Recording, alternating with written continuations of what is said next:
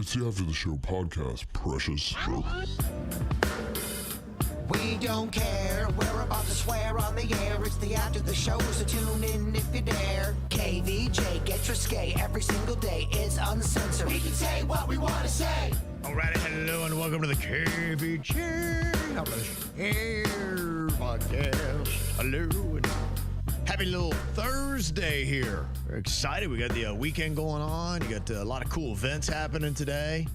Dolphins doing their final open practice here. They'll let you know that the regular season is coming up. They've got their first preseason game coming up Saturday at Hard Rock Stadium, taking on the New York Giants. So we'll see how that goes. It's exciting. If anybody goes out to that practice, take some pictures, send it to us. Mm-hmm.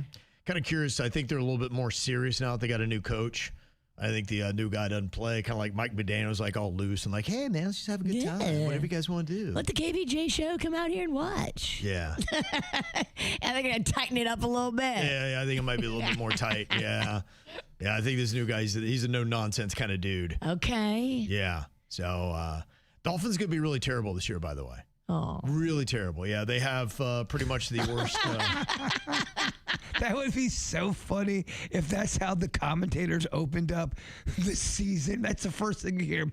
Hey, everybody, the Dolphins are going to be terrible this year. That kind of actually did happen. It's a rebuilding year. It did happen. It kind of did happen, yeah. Troy Aikman, I don't know if you know the name, but he was a quarterback and he's a commentator. He is kind of helping out the Dolphins right now with the front office and cleaning things up. Look, I love the direction it's going in. So I know a lot of times I'm really, hard on the Dolphins, and they deserved it because what they were doing for years was crap. And they had asked him, they said, well, hey, man, I mean, what if they get like a Monday night game and that's what you call is Monday night? And he's like, you got to be good to get on Monday night. He's like, we don't have any worries of the Dolphins getting there.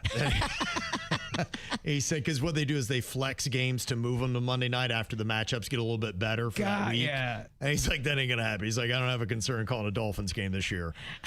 Yeah, you don't want shitty Monday night games. Well, the previous management they had, just that quarterback deal they did with Tua was just devastating for the franchise. And it's going to take years to get out of that terrible deal that they did. Great for Tua.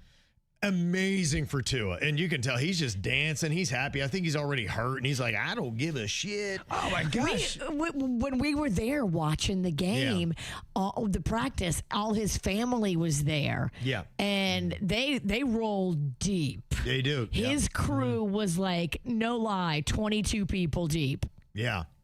So, yeah, it's not good. But, look, I think the people they got in the front office now, I think even maybe the coach might be good. I think having Troy Aikman, I think they've got a lot of the pieces, but they have to clean up a lot of crap. So you just hope to see improvements, them adding good pieces, and players start to be like, oh, well, they drafted that guy, and he's actually doing well. They haven't gotten rid of him. Yeah, in fact, they have the offensive salary cap spending ranking for 2026 by position. So this is like where they rank, because typically the more money you make, right, the better you are supposed to be at that position, right? So the Dolphins right now, they have the 30th highest paid quarterback, 32 teams. So okay, for running back, 28th. Okay, so there's 27 more running backs making more money than what the Dolphins have, or at least position as a group. Wide receiver, they're 32nd, tight end 32nd, offensive line 31st. So you're pretty much last place in almost every position group. I hear the offense is abysmal. Like, it's just god-awful. I don't know if they'll score a point this year.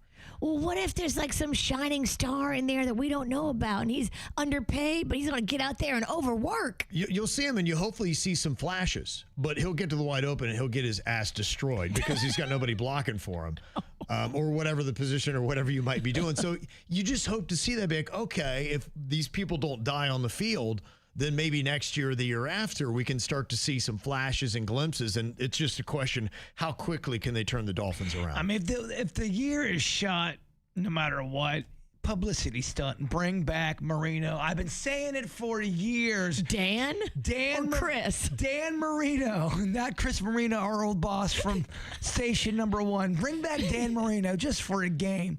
I'm telling you, people would tune in. It would get some buzz. I know it's never going to happen. Yeah. And I know his arm would probably explode. He's older than us. He got tackled. Yeah. And the reason why I always say it, I only know about 4 Dolphin names, so.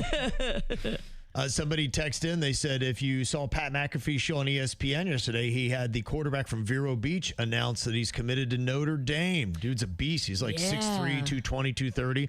Yeah, I watched the Vero Beach game last night. They had were broadcasting and just seeing. I was impressed with Vero, and I really thought Cardinal Newman was going to give them a better game than they did. Cardinal Newman's the reigning state champs. So Vero, it's for a small little town. They have always a solid team. So. And Panda made me sit down, and he got me all excited to see the Vero kid. He's like going on and on about him, and I'm like, yeah, okay. they crank out some good players. Vero was always good in baseball too. Even baseball back in the '90s, they've always been a force to reckon with all their sports. Yeah, our team, well, at least when I was there, they're terrible now, but the whole county went to one school. I imagine, because I don't know of any other high schools in Vero, so maybe it might be a similar situation where you almost funnel in all the kids. But Vero still played great schools and beat great schools. They were a good program. Yeah, but like for instance, Palm Beach County, how many high schools you have?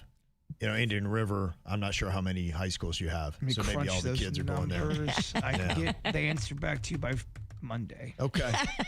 Appreciate that. Yesterday, we were talking about the best concert venue in South Florida, and I think Miami Marine Stadium fixed up. I don't think you could have, if I had to say my ideal venue to see a show, you take my favorite artist, they're on a floating barge, boats are all around them, it's cranking. Downtown Miami right off to the left, nighttime. I'm like, that's my dream. But somebody said you mentioned pretty thoroughly about everything that you could have, but you did leave one off the list. Kev Noel said our beloved Leaky Teepee. That's what they called it.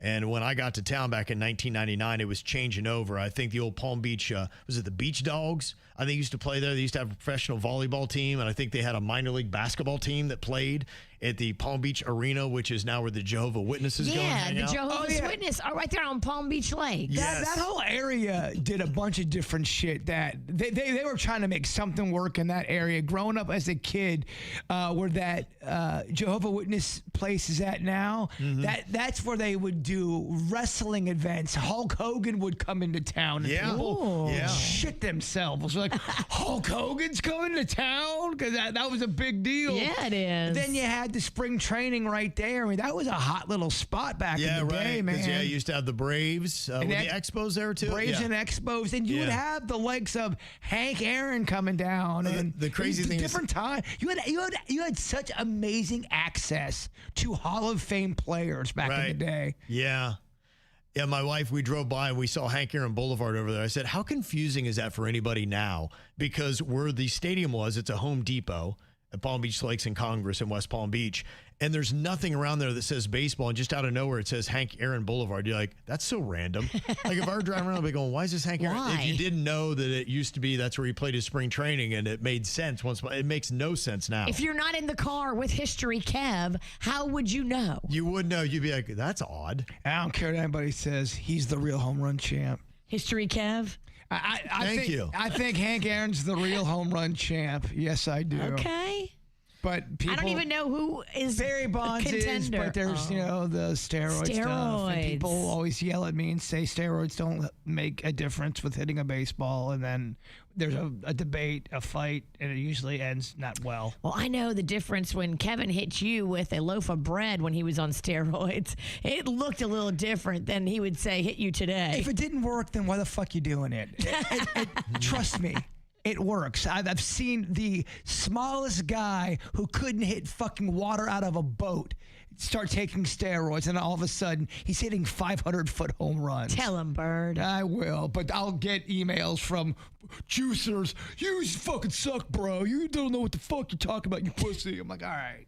Scale back on the T, bro. I think people think I have a problem with it cosmetically. I do not. If you want to look good, fucking roid it up, man. I don't care about that shit. What I always had a problem with, I was a guy who didn't have that much talent, so I had to bust my ass and do it with what I had.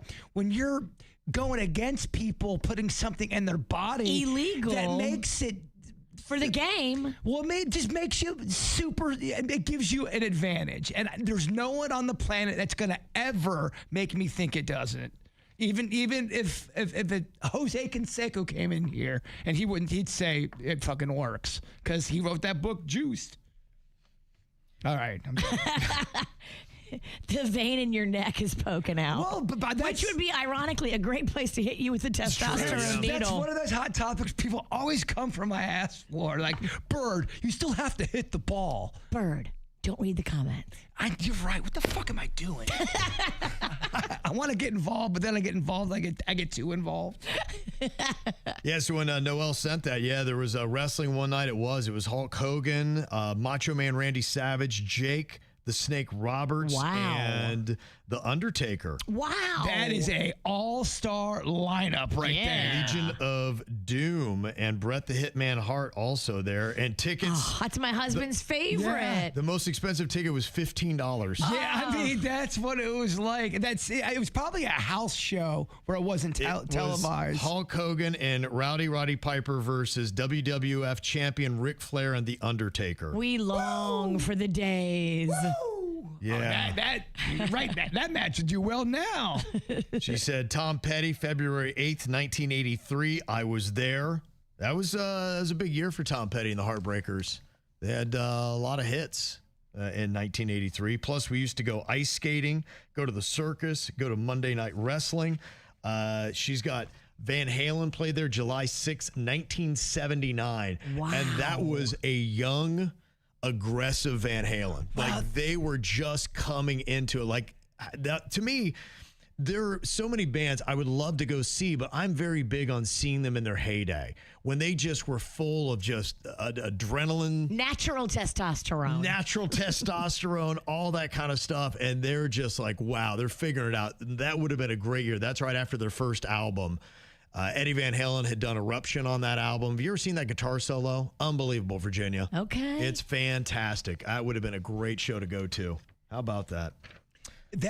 It's so weird how different it looks. Yeah. Just how odd. Right. I love looking at old Florida before I was born and go, damn, shit look way different, man. And that one photo where it says ice skating daily, you can see where the old Palm Beach Mall was across the street, too. Wow. That thing was popping. The Palm Beach Mall was popping because they had, you've heard me talk about it before, Burdine's had a buffet, a breakfast buffet. And if we went there, Dad had a good month at work.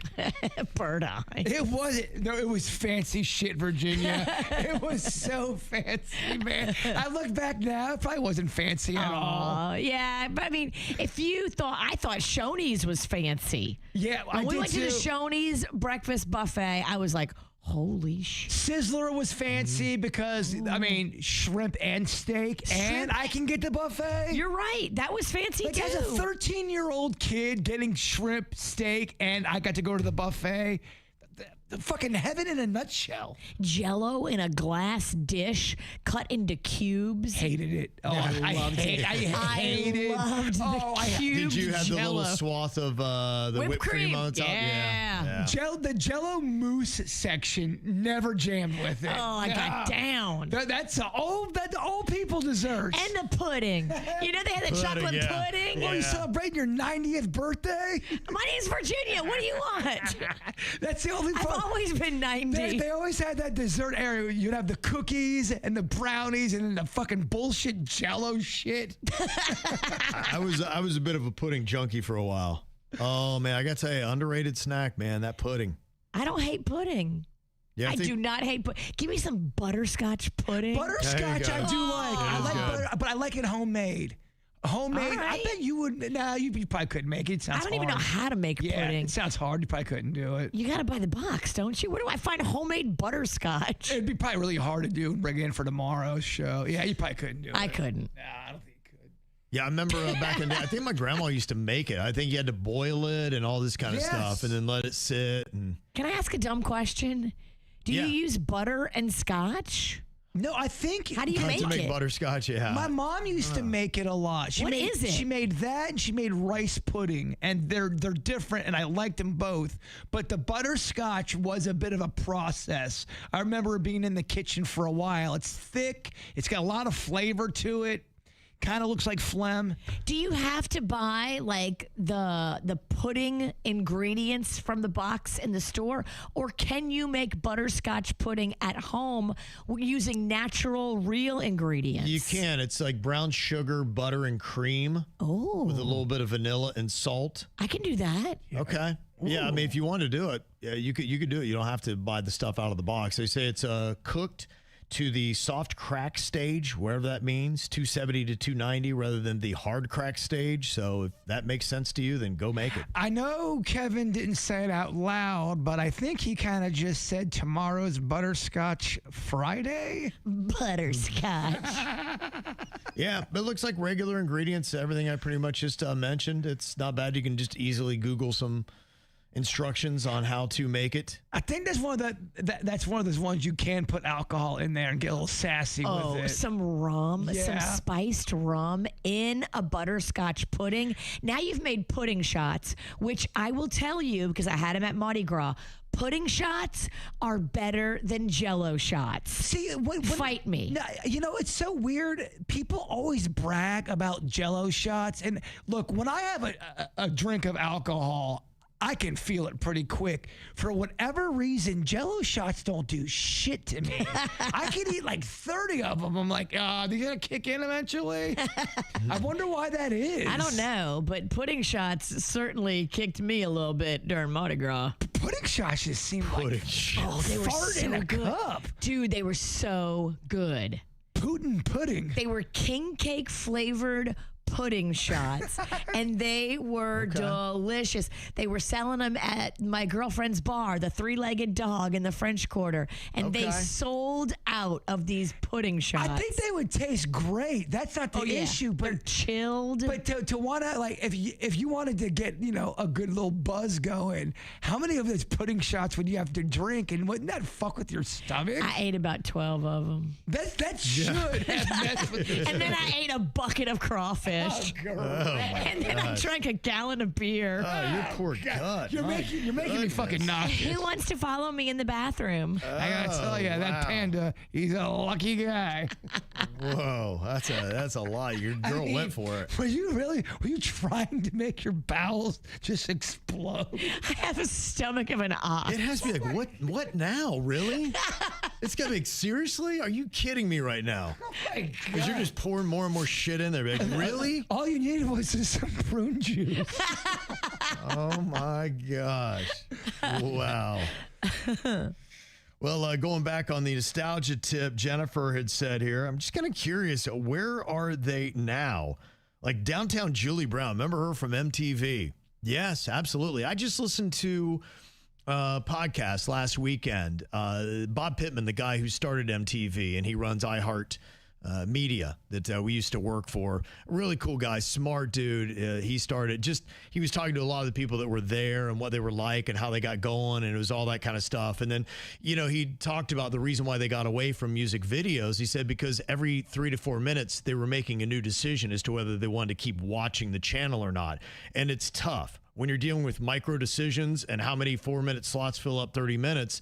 When somebody makes a decision to watch a 30-minute program, that's it. They lock in for 30 minutes. So you have a better chance of retaining viewership. And so that's why they got rid of or got away from doing that. So they started doing more musical programming, and they mentioned specifically downtown Julie Brown. They said, well, let's do a dance show. Let's bring her in. And so they started doing more of that. They brought in the remote control, and they did a game show. Loved remote control. So that's what really started happening. And they went all the way up until, I think, the Real World and talked about that concept. They just didn't have any money to do anything. And so this guy's like, well, we can afford to get a loft and maybe put cameras in it. Kids that'll do it for free. Yeah, so MTV was always making decisions on a budget. But that was it. They didn't get the same kind of budgets that the bigger, Viacom channels got. I'll see her pop up at interviews, though, from time to time. She might, yeah. In fact, somebody's saying, isn't she on Sirius XM? And yeah, they have grabbed some of the old stars from that. They were around. It is weird. There's a lot of people I was shocked that worked over there at Sirius, and I guess they don't do a rating system. They just They base it all on subscribers, but they're not in a position like us where we're always, every 3 months waiting to hear about ratings and they just there they collect their check. They got however many channels, and a buddy of mine used to run. I think it was XM Radio before they merged. And so it was in D.C. And so I went there and he showed it to me. They were in an old paper warehouse where they used to do newspapers. And they had all these little, basically closets, and that was the studios. And they really didn't need them. It was just a computer. You'd be going, look at that one. It was whatever. It had like 24 people listening nationwide. In the whole country. In the whole country. They can see exactly how many people are tuned in to that specific satellite radio channel. But could you imagine how less pressure you would have on yourself knowing there's not a rating system? I mean, ratings is what fucking drive us insane. Imagine going to work and do your little show. Yeah. And, dude, ratings don't matter. Well, you would have, it's just a different metric. It's a different system. They still matter. I know. They know exactly to the number how many people are tuned in. That's better than ratings. So if you've got 24 people listening, they're like, all right, you're gone. New and channel. They'd be able to see, okay, this or they channel's decide gone. what they make programming decisions and based on how many people they have. And then it's not like changing a radio station format. It's a lot easier. You can it can almost be on for 6 weeks and you're like, that sucked. Like, let's not do Jimmy Buffett Margaritaville radio again or whatever it might be. Right. Okay. Because I was you can take more chances. I was shocked at just some of the names that they do still have over there. Because I remember you heard a lot about satellite radio and all the people that were there, but they still got some names you recognize. Yeah. I think they're getting paid pretty good. Yeah, they really just want things they can sell to get people to buy subscriptions. It's a different model. And so, your Howard Stern or whomever it might be, somebody that's a bigger name, they've got a little bit more pressure, and they hope that name alone will help them sell the subscriptions they need. I don't think I've ever seen a fan base turn on somebody more than Howard Stern. I can't think of a fan base. His fan base has turned on him. Yeah, that's why I've kind of said that. I would like to exit the stage more graceful and more on top.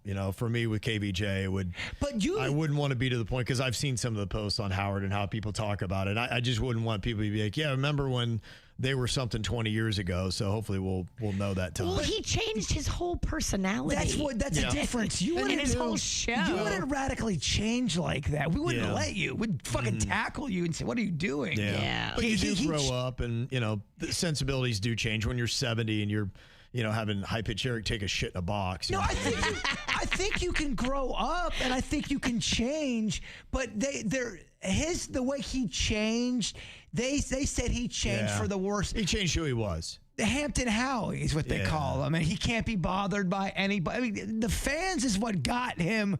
The king of all media is because of the fans, and they were loyal to him, and they feel like he's turned his back on them. Well, he was a man of the people, back in the day, and now I've heard that even from staff, like, they're not. If they ever had a party or something like that, he had handlers, and they were told, be like, do not go talk to Howard. You cannot talk to Howard. You cannot look him in the eye. A lot of those kind of things, like, do not bother him. So anybody that works for him is not allowed to engage with him and create small talk and whatnot. Yeah, I don't jive with people like that. I don't give a fuck who you are. It's weird. And I get that people are important and they can't be in line with 30 people. To say you can't talk to people at a holiday party because you're a human with a show. Really, it's what it comes down to. You're a human being who had a successful radio show. But don't be bothered by, don't look at me in the eyes. I'll go fuck yourself. Your own coworkers can't talk to you. That's weird. That's just not right. Well, it's almost like he attacked what he wanted to be, and then he became it. Yes, that's what they say. Mm-hmm. They said he secretly always wanted to be in the cool kids club. Yeah, and that's why he went after him. Yeah, that was it. And then when he finally got there, then it was like, okay, cool. And now I can be the guy that punches down on those people. Maybe he's gotten better at interviews. People always blew him about how great of an interview style. I think he got mixed. I think why people said he was a great interviewer, he was able to get people to say things they normally wouldn't. But I listened to a lot of the interviews where it's just, you can't even understand what's going on. There's so much fucking chaos. And, hey, Robin, does she like it in the ass? Hey, Robin. It's a complete chaos to the point where you can't even follow along. And maybe it made more sense in the time. You know, we talked about Robin Williams and how you watch it now and you go, Kevin said, you're like, no. You're like, I watched a Robin Williams special. I couldn't even understand what the fuck he was saying. Yeah. Maybe it was the time and people got what the act was. Right. I don't know how well some of that's aged. I saw a clip the other day. It was Robin Williams when he's just getting going. He brought John Ritter up on the stage. I saw that. Did you see that? Watched that. Yeah. How much time did you give it? I gave it like 2 minutes. I was like, watch the whole thing because it was highly uncomfortable. Right. Because it was going nowhere. I was like, it was holy cringy, crap, man. Well, and they sold it like they just don't do comedy. Like, look how quick these two are working together. I was like, I didn't walk away with the same impression. Every comment was, now this is what comedy is about. I'm like, I think I watched something different. Okay, yeah. And Robin Williams is on so much cocaine, and John Ritter is not. Yes. Yeah, it was something to watch. I was like, whoa, easy. That's so funny you saw that. Yeah, I did, yeah. Yeah, well, it sold me. I mean, they sold it really well, and I started watching, like, all right, I guess I don't know comedy. It's the whole time, like, Robin Williams, hello, I can't believe it. Oh, my God. I can't That was it. It was just... What? Maybe if I was high, I don't know. And you can tell John Ritter was up there, and he didn't really want to be up there, but he was just trying to be a cool friend. And, you know, we've all been in that situation where you get dragged on a stage, and you're like, oh shit, and you have to make something happen, and it's not happening, and all you can feel is just everybody looking at you, the silence. Like, uh-oh. Kind of like when someone, you try to pie somebody and you trip and fall on top of them. Some would say that was our best fight ever. That was quite a moment. I changed nothing. I don't either. I changed nothing. And the only thing I would change is maybe get a little bit better of a buzz so it didn't hurt so bad. Well, the underrated part of when I pie you, trip you, fall down is just hearing Kevin. You don't see him. You just hear him go, ooh, wow, Whoa. Not really knowing what. See, there's a moment of being on stage not knowing what because it's a very family crowd, too. So I can't be like, what the fuck is going on? So you're like, all right, watch your mouth and be like, It was a family crowd, but it was also an abysmal crowd because it had been on and off raining. There was a guy in a motorized wheelchair you almost landed on. Luckily, he had good cat-like reflexes. He got that thing going in reverse. I mean, that thing had some action on it. I didn't even see that till after the video. It's felt amazing. Fucking terrible. Almost landed right. If you would have taken that guy, if you would have knocked a guy off a wheel, I probably just put the mic down to that guy. We're done. I'd just be like, we're just done here. It's just, we're probably done for good, but yeah, that's it. I only felt better. Like, I started feeling a little better when you started punching me. I go, I'm like, she's got to fucking beat the shit out of me. I can't fall on a woman like that. Oh my God. I never wanted to leave an event so quick. I think Denny's had to do the James Brown and put like a cloak over me to get me the fuck out of there. I thought I was going to get woman beater. I'm like, it was an accident. And you knocked the guy out of his wheelchair. It was fucking terrible. Thank God that guy did not fall out of his wheelchair because you're right. That would have been a whole horrible news story. And we would have felt awful. Yeah. I still feel bad though it came even that close, but it was not our audience either. That guy's cat-like reflexes saved our careers. Me and Virginia, and we left together, which is even weirder. Like, oh my gosh, she's going back with that abusive man. What a time, huh? Oh gosh. All of it's all on video to live on the internet forever. I love it. Mm-hmm. I make zero changes.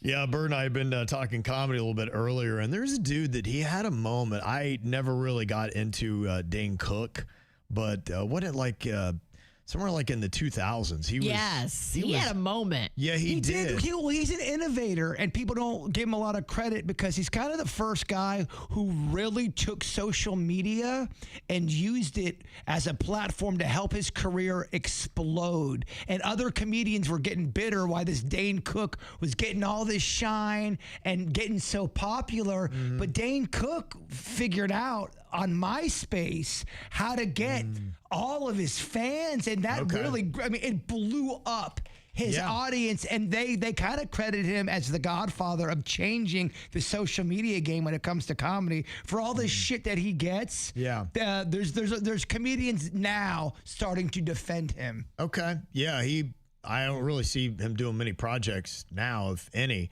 But there is a documentary, and I guess as he was at his height, his half-brother stole at least $12 million from him and then hid cash inside pasta sauce containers.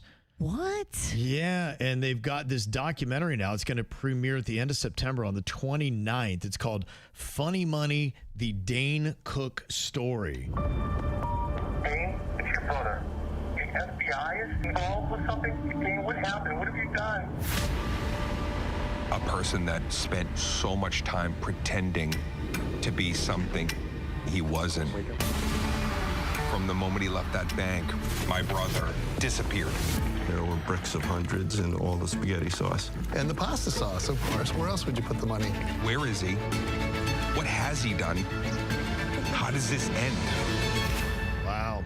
Well, it ends with his brother spending 6 years in prison before disappearing. Wow. The only thing you know where he is. This happened back in 2008. It was an easy thing for a while to do the Dane Cook punchline as a joke kind of a thing. But yeah, like I said, recently people have spoke out in his defense and said he kind of has a reputation of being a douche. And a lot of people said he's always been cool to me. He helps me out. So depending on who you talk to, it's a lot like that with the wrestling industry. Some people loved Hulk Hogan and some people curse his name. And, you know, that's life, I think. I think some people jive and some people don't. You're right. It's maybe just the experience you have with a person. And some people treat people based on what they can get for them, too. I mean, maybe Hulk Hogan or maybe some people were nicer to people who had power, and some people didn't have power they weren't as nice to. That does happen as well. It does. Yeah, that is. I like when I hear good stories about celebrities, though.